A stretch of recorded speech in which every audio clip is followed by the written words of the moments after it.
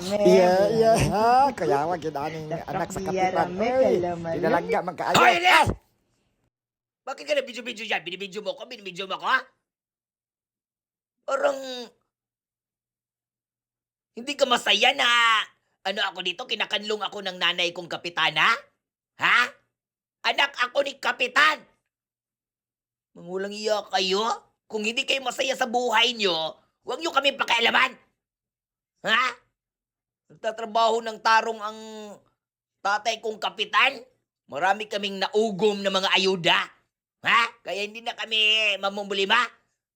May mga noodles? Ha? Mga bugas? Ha? Mga kuan? Dilata? Hapak ko lang yung mga naong ron.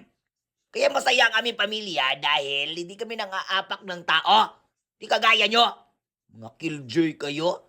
Pag may mga mangyayari dyan sa mga barangay hall, may mga problema-problema, pasangin lang nyo agad yung tatay ko na kapitan.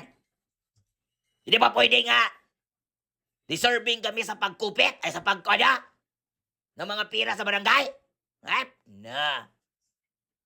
Hindi kayo masaya sa buhay nyo. Ha? Mga killjoy kayo. Shut down!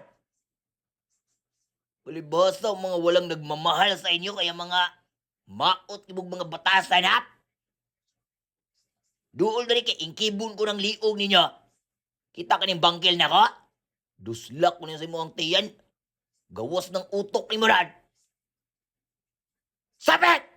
Shut down yung beda! Hula!